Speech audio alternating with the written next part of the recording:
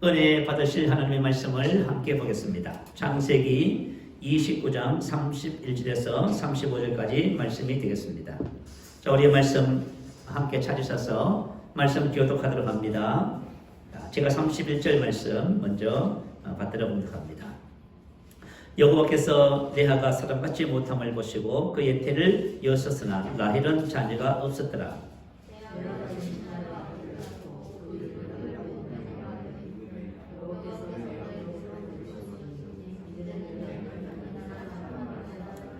그가 다시 임신하여 아들을 낳고 이르되 여호와께서 내가 사랑받지 못함을 들으셨으므로 내게 이 아들도 주셨도다 하고 그의 이름을 시몬이라 하였으며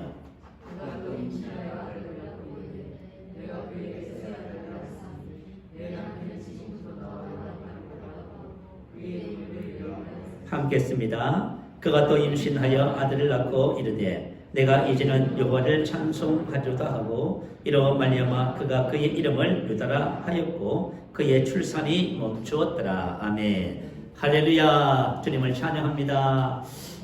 오늘 비대면 통해서 예배드리시는 우리 집사님, 자매님, 주님의 이름으로 축복합니다. 오늘도 주님께서 주시는 말씀을 사람의 말이 아닌 하나님의 말씀으로 받아서 우리가 신앙의 성숙을 이루고 많은 열매 맺는 하나님의 은혜와 축복이 우리의 신앙과 삶 속에 넘치게 될 줄로 믿습니다. 아멘. 자, 저는 오늘 이 본문 말씀을 근거로 해서 여호와를 찬송하리로다 이런 제목으로 말씀을 함께 나누겠습니다. 자, 오늘 함께 읽은 본문은 이렇게 시작되지요. 31절 말씀을 볼까요? 여호와께서 레아가 사랑받지 못함을 보시고 이렇게 시작합니다. 자, 레아가 남편 야곱의 사랑받지 못함을 기록하고 있지요. 레아는 라반의 큰 딸로서 결혼한 지 며칠 되지 않았습니다. 그렇다면 당연히 남편의 사랑을 받고 신혼의 아름다운 당금을 꾀할 그런 시기임에도 불구하고 본문은 어떻게 기록해요? 그가 남편의 사랑을 받지 못했다 이렇게 기록하고 있습니다. 자, 왜 남편의 사랑을 받지 못했을까요? 그 이유는 창세기 29장 16절부터 30절에 기록되어 있습니다. 여러분이 한번 자세히 한번 읽어보시기 바라요. 야곱은 결혼을 목적으로 외삼촌 라반의 집으로 오게 된 것이지요. 그리고 거기서 외삼촌에게는 두 딸이 있었습니다. 자, 우리 먼저 한번 16절 보겠습니다. 라반에게 두 딸이 있으니 언니의 이름은 레하요 아우의 이름은 라헬이라. 레하는 시력이 약하고 라헬은 곱고 아리따우니 야곱이 라헬을 더 사랑함으로 이렇게 시작되어집니다. 자, 야곱이 평생 함께할 결혼 상대, 특히 야곱은 아브라함의 복을 이어받을 하나님의 사람으로서 이제 함께 동행할 반려자를 이제 평생 반려자를 찾고 있는 중에 있습니다. 그런데 오늘 야곱의 모습을 보니까 어때요? 아내를 선택하는 기준이 있지요. 저와 여러분의 인생을 살아가는 데 있어서 우리가 뭔가를 선택하는 기준이 있어요. 그런데 그 선택이 그냥 되는 것이 아니고 그 선택은 우리의 신앙과 깊이 연관되어져 있는 것이지요. 자, 오늘 야곱이 평생 함께할 하나님의 뜻 가운데 살아갈 반려자를 찾는 데 있어서 무엇이 선택의 기준이 됩니까? 하나님의 뜻? 그의 신앙과 인격? 아니면 외모요? 오늘 본문에 보니까 야곱은 외모를 중시하지요. 단순히 그냥 외모가 아리따워서 둘째 딸 라헬을 선택했다 이렇게 본문은 기록하고 있습니다. 자, 저와 여러분도 마찬가지입니다. 우리가 이 세상에서 하나님의 아들들은 뭐로 살아야 된다고 말씀하시지요? 믿음으로 살아야 된다고 말씀하시지요. 믿음을 통해서 세상을 다스리고 이 땅에서 하나님의 나라를 저와 여러분 가정에서 자녀들에게 믿지 않는 부모 남편들에게 보여줘야 할 사명을 우리가 갖고 있습니다. 그러나 믿음으로 살고 싶어도 하나님의 말씀에 대한 믿음이 우리 안에 없으면요, 하나님의 말씀이 내 안에 거하지 않으면 우리가 믿음으로 살 수가 없는 것입니다. 마찬가지예요. 지금 야곱은 정말 이 중요한 시점에서 뭔가를 선택을 해야 되는데 어떻게 선택해요? 야곱은 지금 하나님의 뜻을 묻는다든지 상대방의 신앙과 인격을 따질 만한 신앙이 없어요. 그러니까 단순히 그냥 자기 보기 좋은 대로 그렇게 선택하는 것을 보게 되어집니다. 자, 두 자매 중에서 큰 딸은 레하고요, 둘째 딸은 라헬입니다. 자, 두 사람을 동시에 이제 아내로 맞이하는 사건이 기록되어 있어요. 그런데 하나님께서는 야곱의 생각과는 달랐습니다. 야곱은 라헬을 사랑해서 장장 14년을 외삼촌에게 노역을 제공했습니다. 그럼에도 불구하고 하나님께서는 라헬이 아니라 레아를 통해서 메시아의 계보를 있게 하시는 겁니다. 그러니까 정말 인생을 살면서요, 우리 생각하고 하나님의 생각하고 너무 다른 것이에요. 자, 마태복음 1장 2절에 보면 아브라함은 이삭을 낳고 이삭은 야곱을 낳고 야곱은 유다와 이렇게 나와 있어요. 자, 야곱은 누구를 통해서 그 계보를 이었어요? 유다. 오늘 본문 말씀 보니까 레아의 넷째 아들을 통해서 메시아의 계보를 잇게 되지요. 하나님께서 아브라함을 택하시고 그 믿음의 조상들을 통해서 계속 이삭을 야곱을 선택한 이유가 있습니다. 그것은 뭐지요? 마태복음 1장 1절에 기록되어 있어요. 아브라함과 다윗의 자손 예수 그리스도의 족보라. 다시 말하면 아브라함과 다윗의 자손을 통해서 이 땅에 여자의 후손인 메시아를 이 땅에 보내실 목적으로 아브라함을 선택한 것입니다. 그런데 이때 당시만 해도 야곱은 이것을 몰랐어요. 그래서 험악한 세월을 보내게 되는 것이에요. 자, 우리가 신앙생활 하면서요, 지식을 쫓아야 된다는 말씀입니다. 단순히 그냥 성경 말씀에 대한 그노시스 지식 말고요, 에피그노시스 계시 지식을 쫓아야 됩니다. 계시 지식을 쫓으면 저와 여러분이 불필요한 고생을 하지 않게 되어집니다. 자, 어쨌든 간에요. 자, 야곱은 라헬을 선택하게 됐고요. 자, 21절부터 30절에 보면 야곱을 속이는 외손자 라반의 모습이 나옵니다. 자, 야곱은 라헬을 사랑한 까닭에 7년을 며칠까지 수일처럼 먹였다고 기록합니다. 마침내 기한이 찼습니다. 얼마나 학수고대했을까요? 근데 결혼을 했습니다. 전날 밤. 정말 야곱은 그 부인이 레아라고 하는 사실을 꿈이라도 한번 생각해 봤을까요? 아니었겠지요. 근데 말이죠, 라헬과 첫날 밤을 보냈다 생각하고 아침에 눈을 뜨는데 누구였습니까? 보라, 그가 내 아이다. 이 세 단어는 야곱이 첫날 밤을 보내고 나서 눈을 뜨는데 라헬이 아니라 레아가 있는 것을 보고 받은 큰 충격을 포인한 말입니다. 그래서 아침에 눈을 뜨자마자 외삼촌에게 달려갔지요. 외삼촌, 나에게 이렇게 할 수 있습니까? 그래서 외삼촌의 본명과 새로운 제안을 합니다. 7일을 채워라. 그리고 둘째 딸도 너에게 줄 테니 다시 7년을 나에게 봉사하라. 그래서 세상에 야곱은 라헬을 얻기 위해서 14년을 봉사했습니다. 자, 오늘 본문 말씀을 한번 보세요. 근데 우리가 한번 이런 생각을 해봐야 돼요. 자, 그렇다면은 외삼촌의 야곱을 숨기는 데 있어서 레아가 동의하지 않으면 불가능했겠지요. 근데 레아는 무슨 생각으로 그 아버지의 계략에 동의했을까요? 한번 생각해봐요. 무슨 생각으로 그렇게 했을까요? 이건 분명히 잘못된 선택을 하는 것이에요. 결혼한 것은 서로 사랑했어야 되잖아요. 그죠? 사랑하지 않는데 결혼을 하면 그 이후의 삶을 어떻게 감당하려고 그렇게 했을까요? 자, 근데 오늘 본문 말씀을 보면은 레아는 남편 야곱을 대단히 그의 사랑을 갈망한 것으로 나타나 있습니다. 32절 보면 내 남편이, 34절 보면 내 남편이. 아마도 레아는 야곱을 처음 만났을 적에 야곱을 보면서 되게 흠모했을지도 모르겠습니다. 근데 야곱은 누구를 사랑했어요? 라헬을 사랑했지요. 못내 아쉬웠을 것 같아요. 그래서 동생 라헬의 결혼 첫날 밤 아버지 제안에 따라 선택해서는 안 될 것을 선택하고 동생이 있어야 할 그 자리에 누가 있었어요? 레아가 있었습니다. 참 놀라운 일이에요. 다음에 한번 천국 가서 레아를 만나면 한번 물어봐야 되겠어요. 왜 그런 선택을 하셨는지요? 라고 물어보고 싶어요. 자, 어떤 경우든지 간에 어쨌든 간에 아마 레아가 아버지의 제안에 선뜻 동의한 것을 보면은 레아도 야곱을 은연중에 사랑하고 있었다고 볼 수 있겠지요.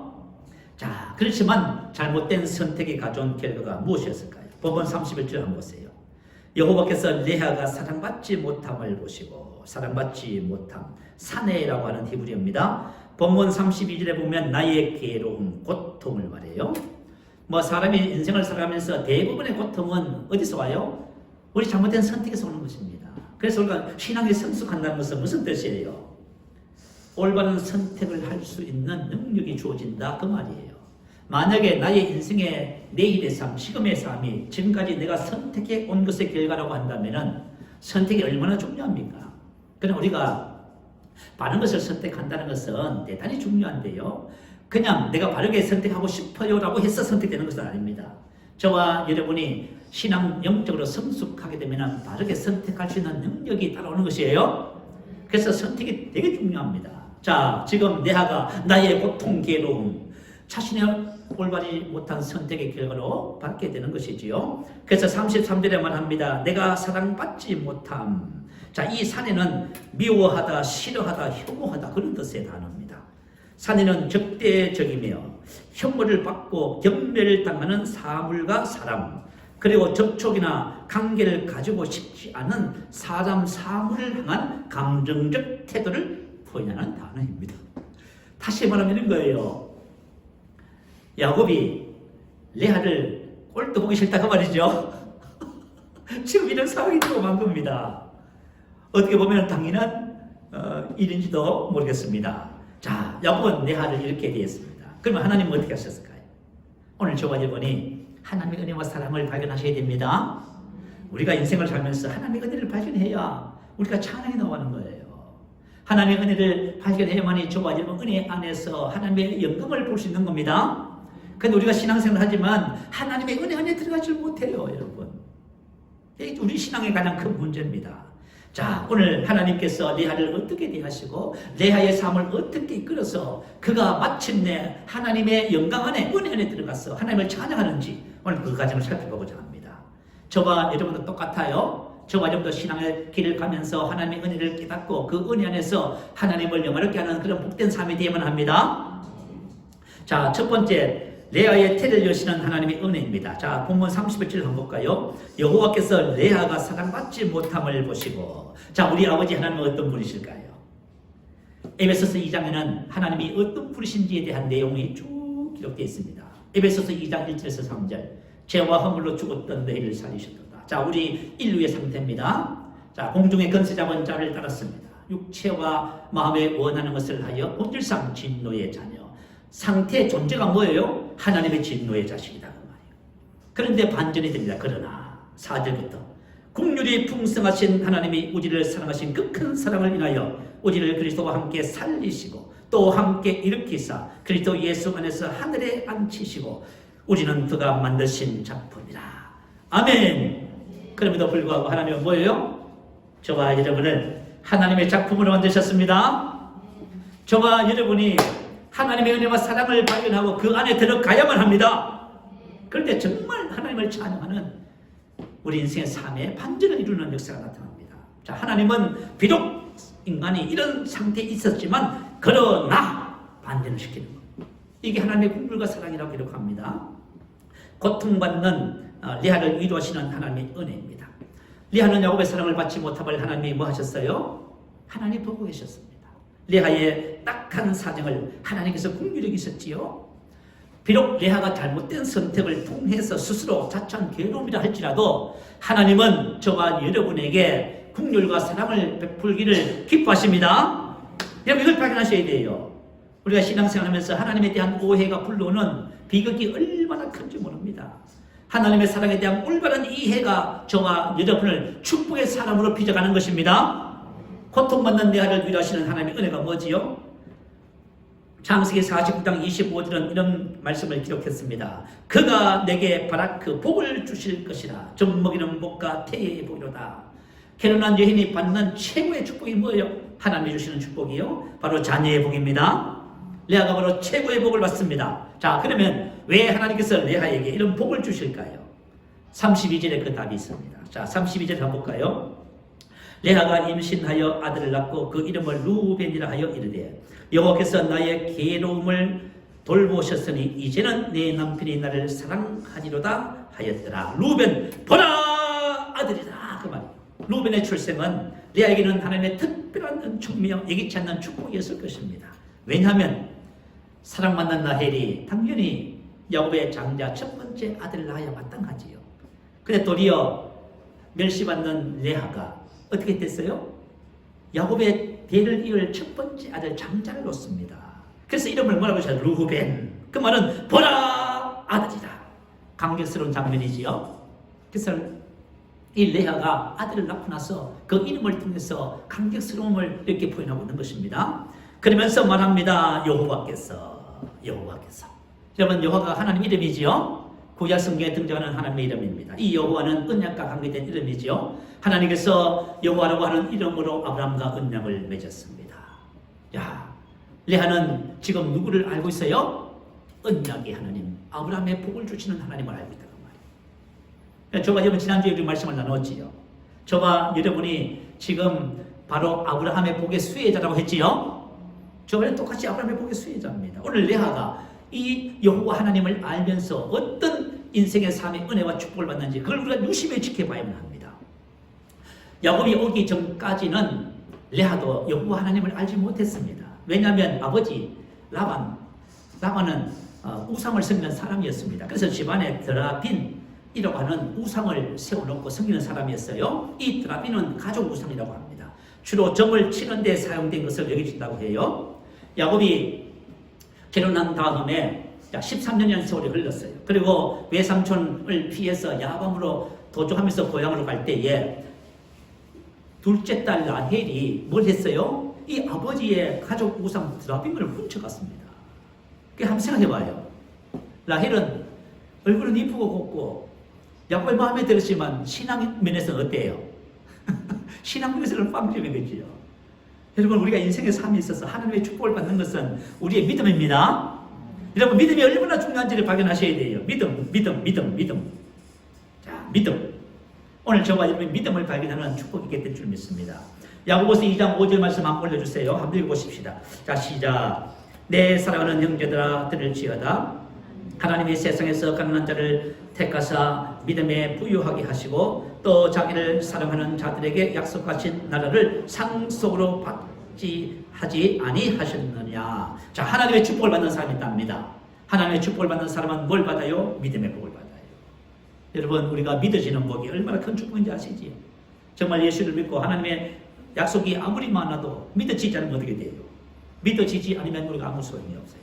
그리고 뭐라고 말씀을 기록했어요? 약속하신 나들 상속으로 받게 하지. 이 말은 뭐냐? 상속자다 그 말이에요. 이건 바로 아브라함의 복을 받는, 기업의 복을 받는 사람이다. 자, 어떤 사람이 이런 복을 받아요? 가난한 자, 푸토코스. 예수님께서 마태복음 5장 3절에 보면 심령이 가난한 자는 푸토코스, 복이 나니 천국이 그들의 것이며. 이 말은 영적으로 가난한 자를 말합니다.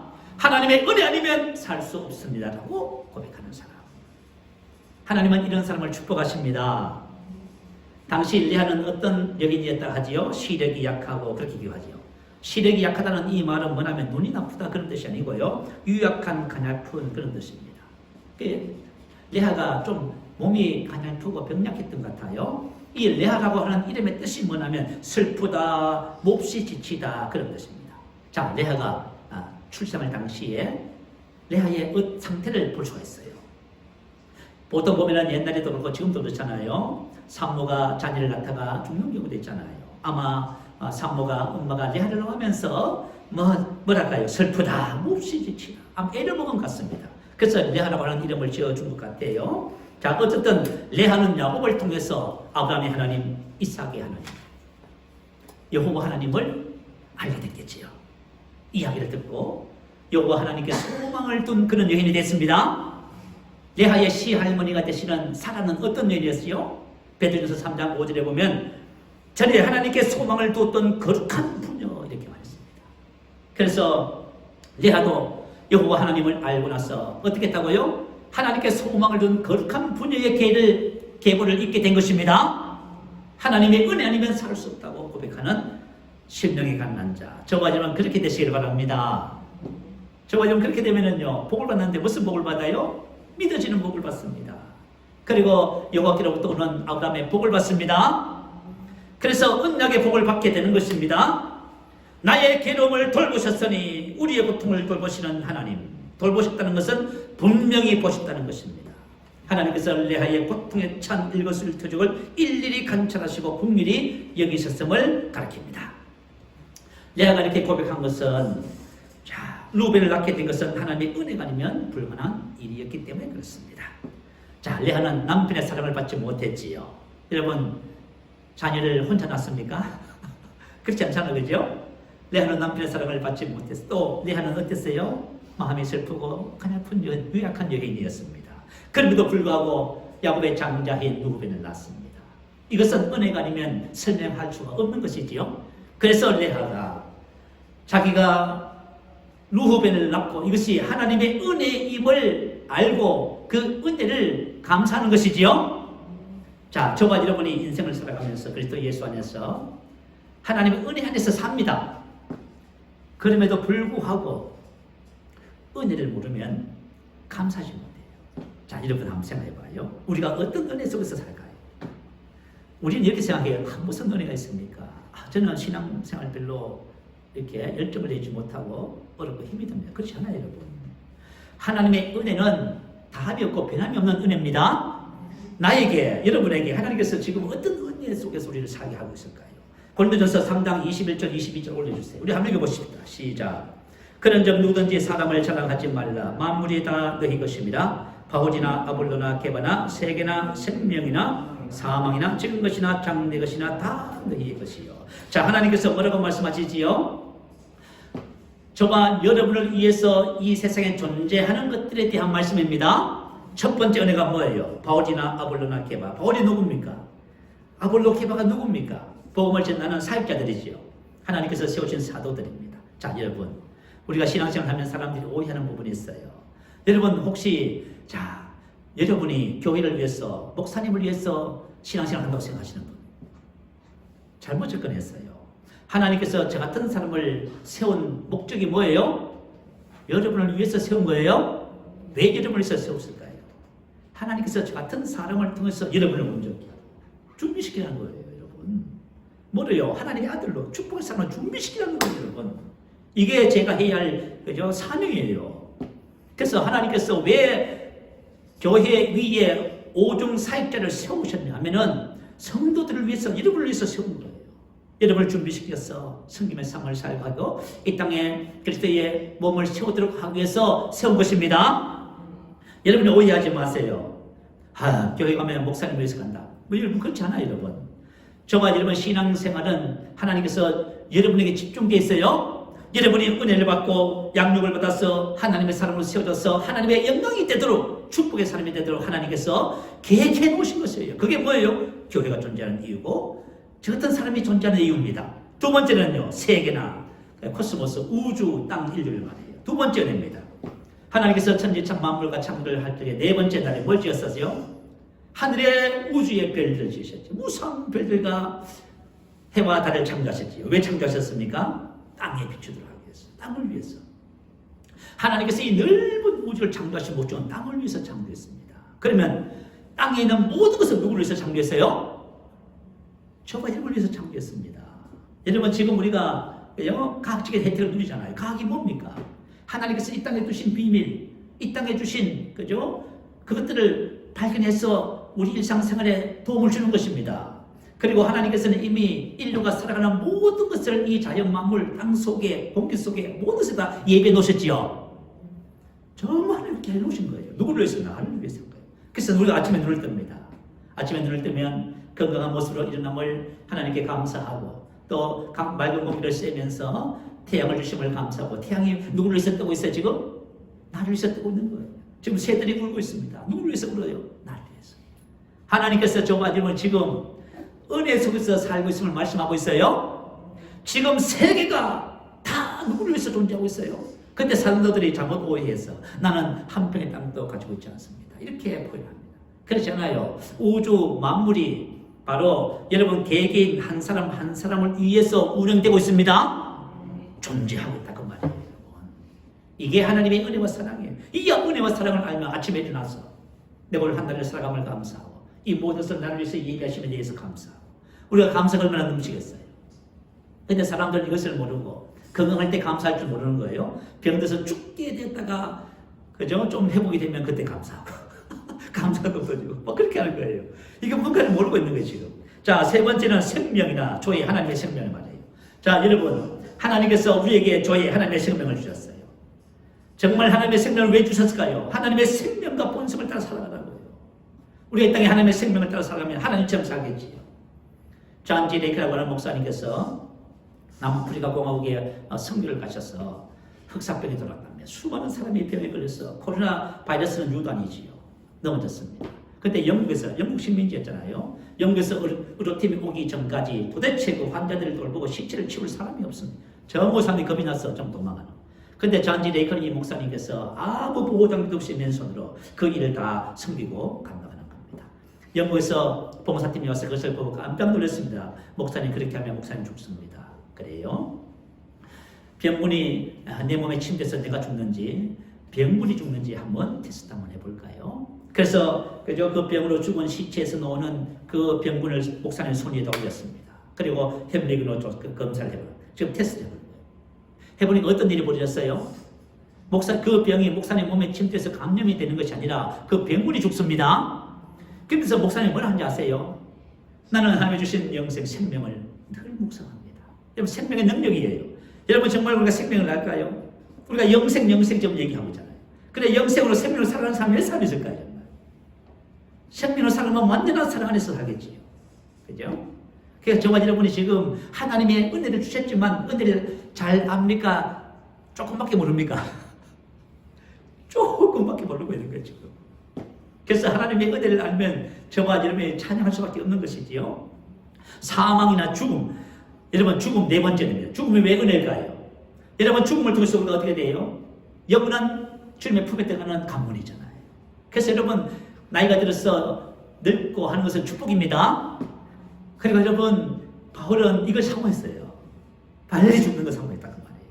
지금 것이나 장래 것이나 지금 일어나는 모든 일들과 사건들과 만난 모든 것 앞으로 되어질 모든 것을 그게 뭐예요? 전부 다 저와 여러분을 위해서 존재하고 있습니다. 그래서 시편 57편 1절 2절에 보면 다윗이 사울을 피하여 불에 있을 때에 지은 노래입니다. 이 재앙이 이렇게 시작해서 나를 위하여 모든 것을 이루시는 하나님께로다. 그 어떤 것일지라도 하나님은 나를 위해 존재하게 하십니다. 비록 그 재앙이랄지라도 뭘 위해서 누구를 위해서 존재하게 해요? 다윗이 그렇게 따는 거예요. 오늘 레아가 이 고난 속에서 어떤 일이 벌어져요? 하나님의 은혜 안에 들어갑니다. 저와 여러분이 삶 속에 여러분 어떤 고난이 있어요? 여러분 은혜 안에 들어가야 됩니다. 그 고난을 디딤돌 삼아서 은혜 안에 들어가야 돼요. 우리는 인생의 삶을 살면서 고난을 힘든 것을 어려움을 전부 다 걸림돌로 생각하는 겁니다. 걸림돌로 생각하는 한 그것을 디딤돌로 삼아서 은혜 안에 들어갈 수 없어요. 자 어쨌든 이 라헬은 자 이런 속에서도 계속 남편의 사랑을 갈망해요. 이제 내 남편이 나를 사랑하지라. 남편의 사랑을 갈망해요. 남편을 보면서 나의 길은 고통을 고백하지요. 레아의 고통은 뭐예요? 자 함집에 같이 삽니다. 동생 라헬이 있고 레아가 있고요. 근데 남편 야곱이 항상 그죠? 누구 가까이 살아요? 동생. 그게 얼마나 괴롭겠습니까? 나의 고통 괴로움을 호소하는 거지요. 근데 레아가 계속 뭐라 그래요? 내 남편이 나를 사랑하지라. 내 남편이 지금부터 나와 연합하자. 내 남편이라고 말합니다. 맞아요. 어쨌든 간에 자 야곱은 레아의 남편이지요. 그런데 내 남편을 지금 누가 뺏어가는 거예요? 동생이 뺏어가는 거지요.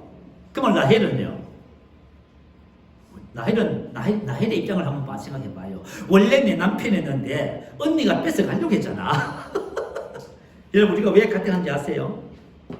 왜 갈등하세요 여러분? 부부가 왜 갈등해요? 부모 자식이 왜 갈등해요? 전부 입장 차이가 달라서 왜 여야가 갈등하고 있습니까?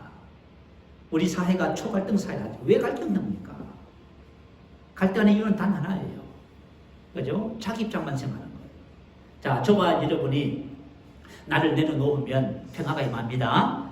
자, 어쨌든 간에 이렇게 갈등하고 있는 것입니다. 그죠? 그리고 33절 보세요. 그가 다시 임신하여 아들을 낳고 이르되 여호와께서 내가 사랑받지 못함을 들으셨으므로 내게 이 아들도 주셨도다 하고 그의 이름을 시몬이라 하였도다. 들으신. 자, 사랑받지 못함을 위해서 기도했다 그 말이죠. 다시 말하면 뭐냐면 그 고통을 뭐로 승화시켰어요? 기도로 승화시켰습니다. 루벤을 출산하고 이제 남편이 나를 사랑하자 생각했는데 남편의 마음은 요지부동입니다. 그래서 그것을 뭐예요? 기도 제목을 삼아서 은혜의 보답해 나간 것이지요.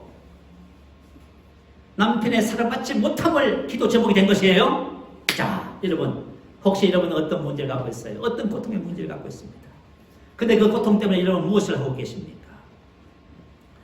인생의 고통에 대한 하나님의 처방이 무엇입니까? 첫 번째는 야고보서 5장 13절입니다. 너희 중에 고난 당하는 자가 있나 저는 기도할 것이요. 자, 본문에 대한 이 고통을 뭐 했어요? 기도 제목으로 삼았습니다. 하나님께서 기도하는 그에게 은혜를 베풀어 주시는 거예요. 두 번째는요, 히브리서 4장 16절입니다. 그러므로 우리는 긍휼하심을 받고 때를 따라 돕는 은혜를 얻게 하여 은혜의 보좌 앞에 담대히 나아갈 것입니다. 두 번째 똑같아요. 은혜의 보좌 앞에 담대히 나오라는 것입니다. 예배의 자리, 기도의 자리, 찬양과 경배의 자리, 말씀 고백의 자리 나오라는 것입니다. 하나님의 보좌의 특징이 뭐예요? 은혜의 보좌입니다. 은혜의 보좌부터 은혜가 되는 거예요. 긍휼하심을 받는다는 것이 뭘까요? 우리는 연약해서 실수할 수 있잖아요. 잘못할 수 있잖아요.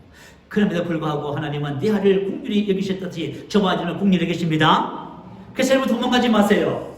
여러분이 만약에 문제가 크거든, 어떤 문제가 크면 클수록, 여러분의 실수가 크면 클수록 더 은혜 보좌 앞에 나오셔야만 합니다. 그래야만의 긍휼하심을 받게 됩니다. 그리고 하나님은 때를 따라 돕는 은혜를 주시기를 기뻐하십니다. 하나님은 원하셔요. 안승맞춤의 은혜, 적절한 시기에 알맞은 딱 맞는 은혜. 저와는 그것이 필요하지요. 난 그것이 필요합니다. 나에게는 무엇이 필요해요? 정말 하나님께서 나에게 약속하신 안성맞춤의 은혜가 필요합니다. 그래서 여러분, 은혜의 보좌 앞에 담대히 나오는 것은 우리의 몫입니다. 우리가 은혜의 보좌 앞에 나오기만 하면 하나님은 긍휼하심을 받고 때를 따라 돕는 은혜를 베풀어 주십니다. 자, 한 가지 질문하겠습니다. 남편의 마음이 바뀌기를 기도했는데 왜 시몬을 주셨을까요? 여러분, 우리가 기도하면은, 그죠? 내가 한 기도는 응답되지 않고 다른 하나님의 축복이 오는 것을 볼 수 있어요. 왜 그럴까요? 하나님께서는 한 사람 한 사람의 자유의지를 주셨지요.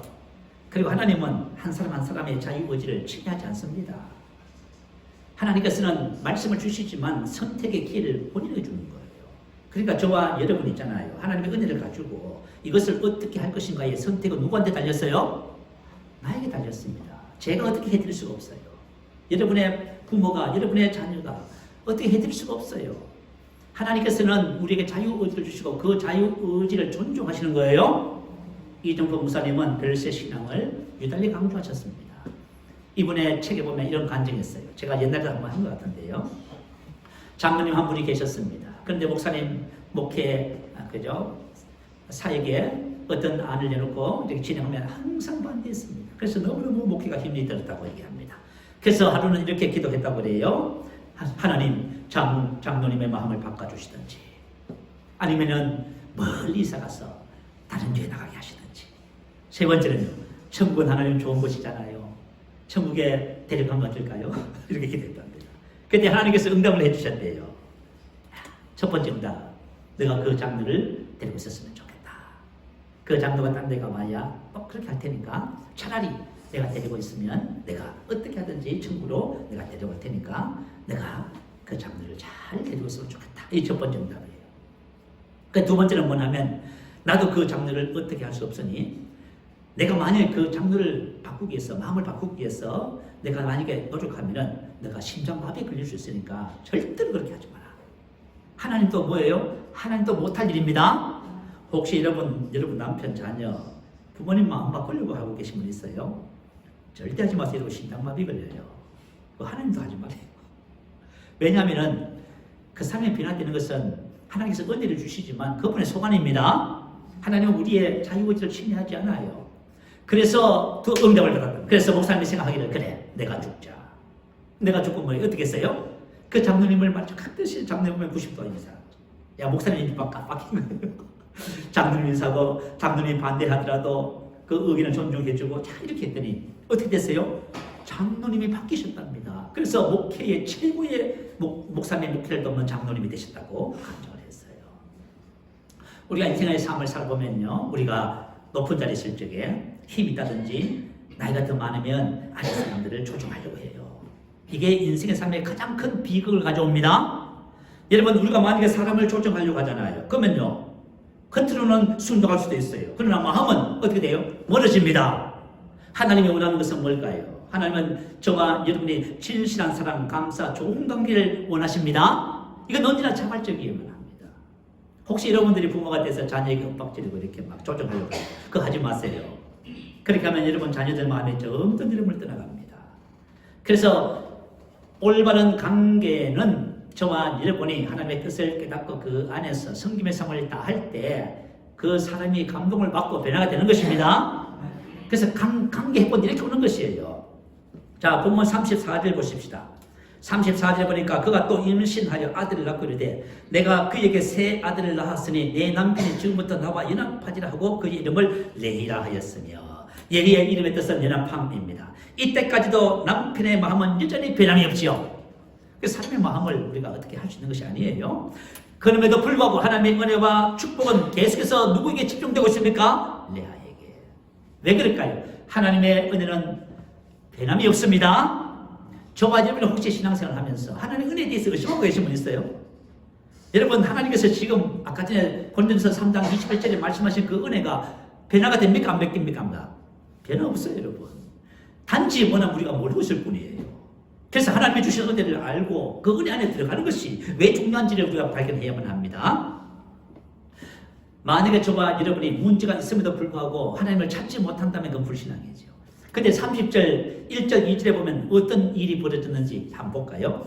라헬이 자기가 야곱에게서 아들을 낳지 못함을 보고 그의 언니를 시기하여 야곱에게 이르되 내게 자식을 낳게 하라. 그렇지 않으면 내가 죽겠노라. 야곱이 라헬에게 성을 내어 이르되 그대를 임신하지 못하게 하시는 이는 하나님이시니 내가 하나님을 대신하겠느냐, 이렇게 말합니다. 자, 남편의 사랑을 독차지한 라헬이 어떤 일이 벌어졌어요? 언니를 시기하게 됐네요. 자, 우리가 신앙생활하면서 뭐라 그래요? 역전되자, 그 말이죠. 하나님은 저와 여러분의 연약함을 긍휼히 여기셔서 인생의 삶을 이 세상 속에서 부끄러움의 자리에서 높은 자리로 옮기시기를 원하십니다. 내가 죽겠노라, 남편에게 매달리는 라헬. 여러분 한번 생각해봐요. 혹시 여러분들이 무슨 문제가 있는데 자꾸 사람을 찾아가고 사람을 원망하고 그러시면 그게 어떻게 되는 거예요? 그래서 뭐냐면 하나님을 아직 모르고 있는 거예요, 여러분. 문제가 있음에도 하나님을 찾지 않는 것은 불신앙이지요. 자, 언니를 시기하고 남편을 원망하는 것은 아직 라헬이 여호와 하나님을 알지 못한다, 그 말이에요. 은혜 안에 있으면서 믿음 안에 있으면서도 모르고 있는 거예요.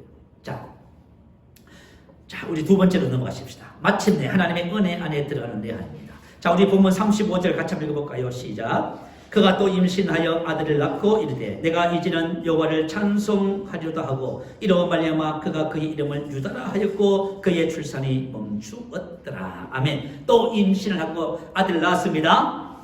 내가 이제는 뭘 해요? 지금부터는 여호와를 찬송하려다 하고 이로 말미암아 그가 그의 이름을 유다라 하였고 그의 출산이 멈추었더라. 이제 레아가 어디 들어가요? 하나님의 은혜가 무엇인지를 알고 그 은혜 안에 들어갔어요. 그러면서 뭐해요? 하나님을 찬양하게 되고요, 만족하게 됐어요. 야, 여러분, 우리가 인생의 삶을 살면서요, 내가 그분 안에서 만족한다는 것, 안식을 얻는다는 것, 큰 축복입니다. 그 은혜 안에 들어가요. 자, 하나님께서 우리에게 은혜를 왜 주실까요? 에베소서 1장 3절 6절 올려주세요. 자, 우리 같이 말씀을 한번 읽어보겠습니다. 시작. 찬송하려다 하나님 곧 우리 주 예수 그리스도의 아버지께서 그리스도 안에서 하늘에 속한 모든 신령한 복을 우리에게 주시다. 아멘. 자, 그리스도 안에서 저와 여러분 이미 하늘에 속한 모든 신령한 복을 받았습니다. 6절 왜 이렇게 주셨습니까? 자, 봅니다. 이는 그가 사랑하시는 자 안에서 우리에게 거저 주시는 바 그의 은혜의 영광을 찬송하게 하려는 것이라. 아멘. 자, 하나님께서 이 모든 은혜를 왜 거저 주셨어요? 그 은혜를 알 때 저와 여러분 신명에서부터 찬양이 나오는 거예요. 혹시 여러분 신명에서부터 인생의 어떤 문제에서도 기쁨과 감사와 찬양이 있습니까? 그럼 여러분 은혜 안에 있어요. 여러분 그리스도 안에 있어요. 그리스도에게 사로잡힌 사람이 된 거예요. 이건 놀라운 은혜예요. 지금 레아가 지금 어떻게 돼 있어요? 그 은혜 안에 들어간 거예요. 그런 고난이 변화의 복이 된 것입니다. 자, 어떤 한 사역자가 이런 고백을 했어요. 이 복음을 알고 나서 생각하는 방식을 하나님의 말씀을 바꾼다는 것이 쉽지 않다는 것을 발견했어요. 자, 그렇지만은 생각하는 방식을 바꿔야 되잖아요. 그런데 만성두통이 있답니다. 만성두통이 찾아왔습니다. 해결할 수가 없어요. 본인이 이것을 극복하지 못해요. 그래서 사역자에게 기도를 받았답니다. 여러분, 우리가 기도를 받아서 만성두통이 잠시 멈춰진다 할지라도 그것은 영원한 해결책이 안 됩니다. 우리가 어떤 기도원에 가서 은혜를 받고 누구의 기도를 받아서 문제를 해결했다, 그건 영원한 해결책이 아니에요. 그건 임시예요. 영원한 해결책은 생각하는 방식이 바뀌어야 됩니다. 그래야 그 병을 다 그래서 이분이 그 말씀에 해당하는 치유의 말씀을 고백하고 영으로 기도하면서 생각하는 방식을 바꾸려고 부단히 그죠? 힘을 썼어요. 어느 날 만성두통이 또 찾아왔어요. 근데 그날은 달랐습니다. 방금 혼자 들어가서 뭐 했어요? 하나님을 찬양했습니다.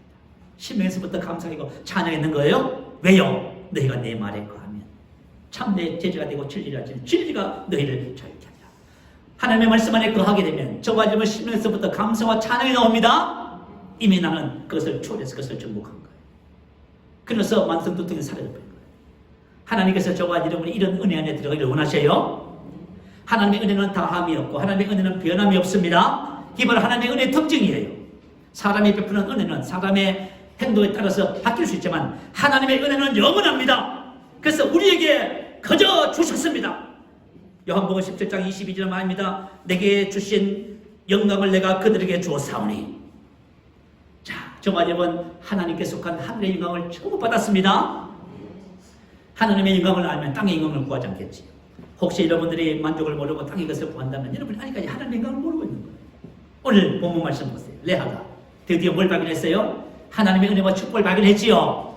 그리고 그 다음에부터 뭐예요? 이제는 내가 여호와를 찬양하지 않으면서 출산이 멈췄습니다. 그래도 개의치 않는 거죠. 이제는 더 이상 남편의 사랑을 흠모하고 갈망하는 그 삶에서 한 단계 더 뛰어넘는 믿음의 삶으로 들어간 거예요. 자, 이와 같은 축복이 저와 여러분 삶에도 나타나게 됩니다. 하나님의 은혜와 축복을 아는 사람은 어떤 삶을 살게 될까요? 첫 번째는 은혜의 사람이 됩니다. 하나님의 은혜를 아는 사람의 첫 번째 특징이 은혜의 사람. 야곱은 어떤 사람이었을까요? 근데 야곱은요, 대단히 이기적이고 자기중심적이에요. 그리고 뭐예요? 되게 율법적이에요.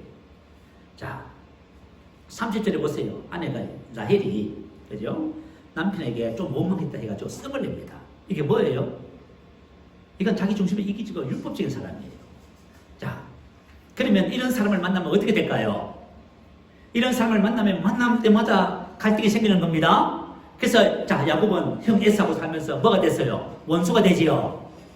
외삼촌 라반을 만났습니다. 외삼촌 비록 속이는 사람이면 외삼촌 라반하고 결국에는 어떻게 됐어요? 야곱을 죽이겠다고 덤벼드는 원수가 되어버렸습니다. 그게 아들들하고 원수가 돼요. 야곱은 가는 곳곳마다 만나는 사람마다 뭘 해요? 원수 만드는 특기를 갖고 있습니다. 그럼 은혜를 아는 사람은요? 은혜를 아는 사람은 이 땅에 하나님처럼 살아가요. 여러분 왜 은혜가 중요한지 아세요? 은혜를 아는 사람은 마태복음 6장 27절에서 기록되어 나왔어요. 제가 읽어드릴게요. 들어보세요. 마태복음, 누가복음 6장 27절입니다. 그러나 너희 듣는 자에게 내가 이르노니 너희 원수를 사랑하며 너희를 미워하는 자를 선대하며 너희를 저주하는 자를 위하여 축복하고 너희를 모욕하는 자를 위하여 기도하라. 너희의 입밤을 치는 자에게 젖밤을 돌려대며 내 겉옷을 빼앗는 자에게 속옷도 거절하지 말라. 내게 구하는 자에게 주며 내 것을 가져가는 자에게 다시 달라 하지 말며 오직 너희는 원수를 사랑하고 선대하며 아무것도 바라지 말고 구워주라. 그리하면 너희 상이 클 것이요 또 지극히 높으신 이의 아들이 되리니 그는 은혜를 모르는 자와 악한 자에게도 인자하시니라. 너희 아버지의 자비로우신 것 같이 너희도 자비로운 자가 되라. 아멘. 저와 여러분 은혜 안에 들어가면은 하나님 아버지처럼 자비로운 자가 됩니다. 이런 삶을 사는 거예요. 자, 여러분 난 이런 생각을 해봐요. 이런 삶을 살면 손해보지 않습니까? 아닙니다. 여러분 정말 하나님의 축복을 받는 삶이에요. 이런 사람이 어떤 사람이요? 은혜를 아는 사람이에요. 은혜 안에 들어간 사람이 이런 삶을 사는 거예요. 여러분이 은혜를 알면 여러분 이런 사람이 돼요. 하나님의 아들이면 하나님을 닮은 사람이 되잖아요. 그죠? 두 번째는 은혜와 평강을 누리게 됩니다. 베드로서 1장 2절은 기록하지요. 하나님과 우리 주 예수를 알므로 에피그노시스 은혜와 평강이 너에게 더욱 많을지어다. 우리가 하나님의 은혜를 알면 할수록 어떻게 돼요? 은혜와 평강이 계속 증가되는 거예요. 그러면 뭐예요? 더 이상 원하는 것이 없습니다. 오늘 레아가 이렇게 된 거예요. 이제는 내가 이제는 요한을 찬송하리라 하고 이로 말미암아 그가 그의 이름을 유다라 하였고 그의 출산이 멈추었더라. 이제는 더 이상 그죠? 세상 것 가지고 만족하는 삶이 아니에요. 이제. 자, 그래서 저와 여러분이 은혜와 평강을 하나님의 축복을 누리는 삶이 되는 것이에요. 사마리아 여인에게 예수님은 그러시잖아요. 이 물을 먹는 데는 다시 목마르니와. 저와 여러분이 지금 세상에서 구하는 것이 있어요. 그죠? 세상 것을 구하잖아요. 그러나 여러분 세상 것을 얻으면 얻을수록 뭐해요? 목이 많습니다. 여러분 생각에는 우리가 지금 형편이 어려우니까 더 큰 집에 이사가고 좋은 차를 타고 월급 수입이 많고 만약에 저축을 많이 해놓고 이렇게 하면 더 행복할 거야. 목이 더 말라져요. 희한하지요. 세상 것은 가지면 가질수록 목이 더 말라져요. 그거 모르지요. 건세를 잡고 인기를 얻으면 좋겠지요. 건세와 인기를 가진 사람의 말로가 어떻게 돼요? 그죠? 여러분 비참해지는 거 못 보셨어요? 그러나 주님께서 이렇게 말, 내가 주는 물을 먹는 자는 영원히 목마르지 아니하리니 아멘. 내가 주는 물은 그 속에서 영생하도록 솟아나는 샘물이 되리라 아멘. 하나님께서 우리에게 주신 은혜는 이 안에서부터 영생하도록 쏟아나는 샘물이 됩니다. 그리고 하나님의 은혜 안에 들어간 사람은 감사와 찬양. 그죠? 이번 신명에서부터 감사와 찬양이 나오는 거예요. 야, 레아의 이런 아름다운 신앙의 열매가 저와 여러분도 그대로 나타납니다. 한 사람이 예수를 믿고 그 은혜 안에 살아가기 위해서는 신앙의 과정이 반드시 필요합니다. 본문은 레아의 삶을 통해서 우리가 이 과정을 보여주고 있는 거예요. 우리가 구약 성경에 기록된 신앙의 사람들의 삶의 모습이 뭘 가르쳐줘요? 이런 과정을 통해서 마침내 그에게 하나님이 이루시는 아름다운 신앙의 삶의 모습을 우리에게 보여주는 것입니다. 여러분 삶에 여러 가지 문제가 있을 수 있어요. 여러분은 그 문제를 어떻게 생각하세요? 여러분 그 문제가 걸림돌이라고 생각하시는 분, 그럼 여러분 지금 힘들어하고 계셔요. 근데 그 문제가 디딤돌이라고 생각하시는 분, 디딤돌은 그것을 딛고 더 비상할 수 있습니다. 은혜 안에 들어갈 수 있어요. 자, 야고보서 1장 2절 4절 올려주세요. 우리가 이 말씀 읽고 기도 제목 삼으십시다. 자, 우리 같이 읽습니다. 시작. 내 형제들아, 너희가 여러 가지 시험을 당하거든 온전히 기쁘게 여기라. 이는 너희 믿음의 시련이 인내를 만들어 내는 줄 압니다. 인내를 온전히 이루라. 이는 너희로 온전하고 구비하여 조금 더 부족함이 없게 하려 합니다. 여러 가지 시험을 당하거든 외부로부터는 시련과 고난, 외부로부터 이런 어려움을 당할 수가 있다 그 말이에요. 우리가 늘 항상 경험하는 것이잖아요. 그런데 이것을 당하거든 온전히 기쁘게 여기라 하지요. 이것은 너희 인생의 걸림돌이나 디딤돌이다 그 말이에요. 이것은 뭐예요? 믿음의 시련의 디딤돌이에요.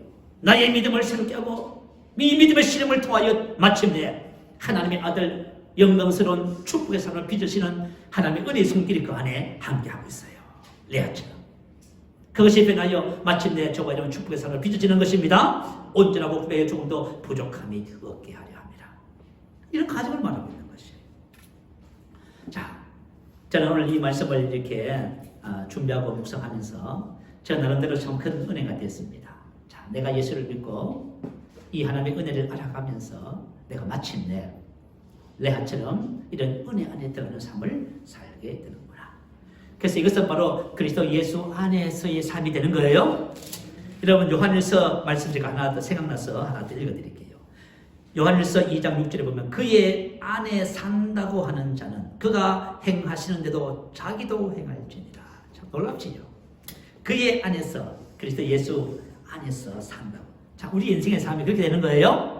이제 내가 내 임의로 내 인생의 삶을 사는 것이 아니라 그분 안에서 그로 인하여 살아. 그분이 행하신 대로 나도 이 땅을 그렇게 살아가는 겁니다. 야, 이런 은혜 안에 들어가기를 저도 갈망하고 있고요. 지금도 조금씩 그런 은혜를 체험하고 있습니다. 사랑하는 성도 여러분, 여러분의 인생의 삶도 이렇게 아름다운 신앙의 삶으로 계속해서 성장하고 진보하시기를 축복합니다. 여러분의 삶이 얼마나 아름다운 것인지 삶의 전치는 그죠? 저와 여러분이 매일매일의 선택에 달렸어요. 순간순간 선택에 달렸어요. 하나님께서 우리에게 막 은혜를 주시고요. 그 은혜를 알도록 이끌어가고 계시잖아요. 그래서 내가 은혜를 아는 만큼 저와 여러분은 그 은혜 안에 들어가서 마침내 하나님을 영화롭게 하는 복된 삶을 살게 될 줄 믿습니다. 자, 우리의 말씀을 생각하면서 함께 기도하겠습니다. 어떤 문제 때문에 레아처럼 고통을 당하고 계신다 할지라도 이것을 인생의 걸림돌로 여기지 마세요. 이것을 인생의 디딤돌로 생각하시고, 자, 그 인생의 디딤돌을 믿음의 시련으로 받아들이셔야 돼요. 그 믿음의 시련은 무엇이죠? 그것을 통해서 은혜 보좌 앞에 나아가는 길이라 그 말이에요.